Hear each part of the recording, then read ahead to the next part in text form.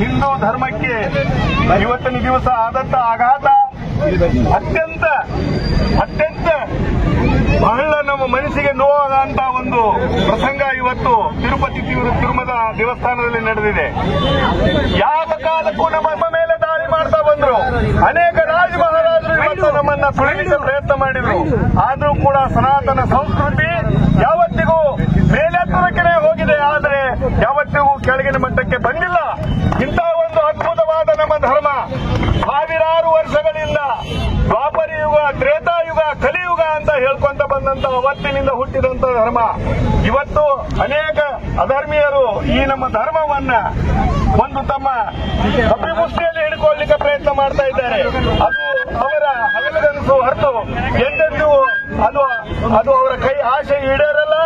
ಈ ಒಂದು ಕಾರ್ಯಕ್ರಮಕ್ಕೆ ತಾವೆಲ್ಲ ಇದೇ ರೀತಿ ಒಗ್ಗಟ್ಟಿನಿಂದ ನಾವು ಈ ಸನಾತನ ಧರ್ಮಕ್ಕೆ ನಮ್ಮ ಪ್ರೀತಿ ಪ್ರೇಮ ಧರ್ಮಕ್ಕೆ ಸಂಕಟ ಬಂದಾಗ ಯದಾ ಯದಾ ಈ ಧರ್ಮಸ್ಯ ಗ್ಲಾನಿರ್ಭವತಿ ಭಾರತ ಅಭ್ಯುತ್ಥಾನಂ ಧರ್ಮಸ್ಯ ತದಾತ್ಮಾನಂ ಸೃಜಾಮ್ಯಂ ಶ್ರೀಕೃಷ್ಣ ಪರಮಾತ್ಮ ಗೀತೆಯಲ್ಲಿ ಹೇಳುವಂತೆ ಅಧರ್ಮವಾದಾಗ ನೀನು ಎಚ್ಚೆತ್ತುಕೊಳ್ಳಲೇಬೇಕು.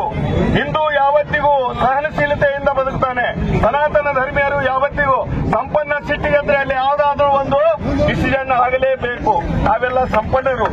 ಆದರೆ ನಮ್ಮ ಸಂಪನ್ನರಿಗೆ ಸಿಟ್ಟಿಗೆಬ್ಸಿದರೆ ಆ ಸಂಪನ್ನರು ಯಾವುದಾದ್ರೂ ಒಂದು ಕಾರ್ಯವನ್ನ ಮಾಡಿ ಆ ಮತ್ತೆ ನಮ್ಮ ಸನಾತನ ಸಂಸ್ಕೃತಿಯನ್ನು ಎತ್ತಿ ಹಿಡಿತಾರೆ ಅಂತ ಹೇಳ್ತಾ ಇದ್ದೇನೆ. ತಾವೆಲ್ಲ ಆಗಮಿಸಿದಂತ ಎಲ್ಲ ಸಮಾಜ ಬಾಂಧವರಿಗೂ ನಾನು ಹೃತ್ಪೂರ್ವಕವಾಗಿ ಧನ್ಯವಾದಗಳನ್ನು ಹೇಳ್ತಾ ಇದ್ದೇನೆ.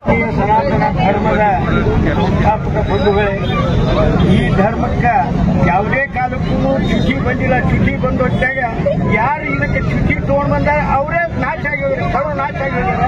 ಅಂತ ಒಂದು ಈ ಧರ್ಮದ ಒಂದು ಒಗ್ಗಟ್ಟದ ಈ ಧರ್ಮ ಪ್ರಸಂಗ ಬಂದ ಹೊತ್ತಾಗ ಸಿಡಿದು ಇರ್ತದೆ.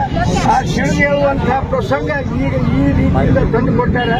ಅದಕ್ಕೆ ಇದರಿಂದ ನಾವು ಒಗ್ಗಟ್ಟಾಗಬೇಕು, ನಮ್ಗೆ ಹೆಚ್ಚಿನ ಮಂದಿ ಶಕ್ತಿ ಬರಬೇಕು. ಆ ವೆಂಕಟರಮಣ ಗೋವಿಂದ ನಮ್ಮೆಲ್ಲರಿಗೆ ಕೃಪೆ ಆಶೀರ್ವಾದ ಇದೆ. ಅದಕ್ಕೆ ಅವ್ರಿಗೆಲ್ಲರಿಗೂ ನೀವು ತಯಾರಾಗಿರಿ ಅಂತ ಕೇಳಿದು ಆ ಗೋವಿಂದ ಮತ್ತು ಆ ಲಕ್ಷ್ಮೀ ದೇವಿಯರು ನಮಗೆ ಆಶೀರ್ವಾದ ಮಾಡಿದ್ದಾರೆ.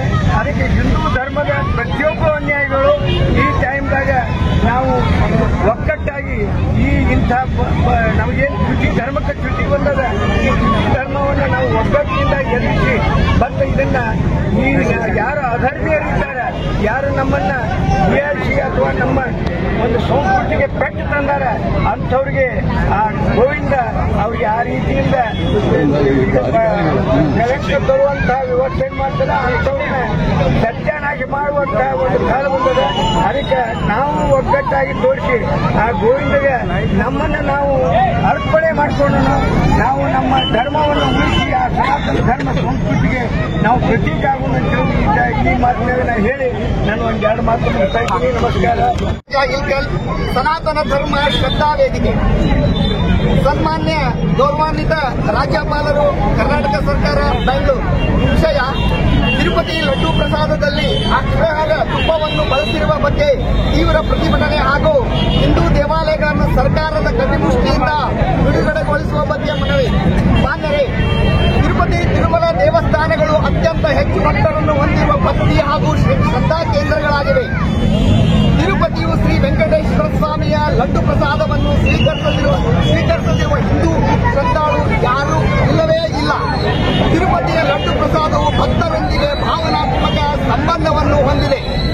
ಅತ್ಯಂತ ಪೂಜ್ಯ ಭಾವನೆಯಿಂದ ಜಾತಿ ಮತಗಳ ಭೇದವಿಲ್ಲದೆ ಸ್ವೀಕರಿಸುವ ಈ ಮಹಾಪ್ರಸಾದದಲ್ಲಿ ದನದ ಕೊಬ್ಬು, ಮೇವಿನ ಎಣ್ಣೆಯಂತ ನಿಷೇಧಿತ ವಸ್ತುಗಳ ಬಳಕೆಯಾಗಿರುವ ವರದಿಗಳು ನಮಗೆ ದಿಗ್ಭ್ರಮೆ ಮೂಡಿಸಿದೆ.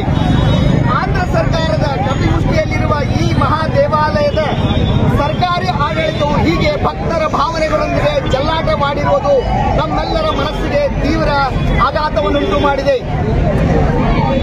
ಭಕ್ತರು ಈ ದೇವಾಲಯಕ್ಕೆ ಕಾಣಿಕೆ ಸಮರ್ಪಿಸುವುದರಲ್ಲಿ ಎಂದೂ ಹಿಂದೆ ಬಿದ್ದಿಲ್ಲ.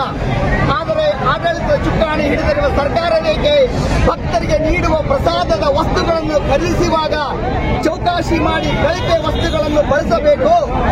ಶತಮಾನಗಳಿಂದಲೂ ದೇವಸ್ಥಾನವು ಉತ್ತಮ ಪ್ರಸಾದವನ್ನು ಭಕ್ತರಿಗೆ ನೀಡುತ್ತಾ ಬಂದಿದೆ. ಈಗಲೂ ಶುದ್ಧ ವಸ್ತುಗಳನ್ನೇ ಪ್ರಸಾದಕ್ಕೆ ಬಳಸಲಾಗುತ್ತಿದೆ ಎಂದು ಭಕ್ತ ಸಮೂಹವು ದೇವಾಲಯದ ಆಡಳಿತದ ಮೇಲೆ ನಂಬಿಕೆ ಇಟ್ಟಿದೆ. ಆದರೆ ಈಗ ಆಗಿರುವ ನಂಬಲಾಗದಂತಹ ನಂಬಿಕೆಯ ದ್ರೋಹ. ಇಂತಹ ನಂಬಿಕೆಯ ದ್ರೋಹವನ್ನು ನಾವು ಉಗ್ರವಾಗಿ ಪ್ರತಿಭಟಿಸುತ್ತೇವೆ.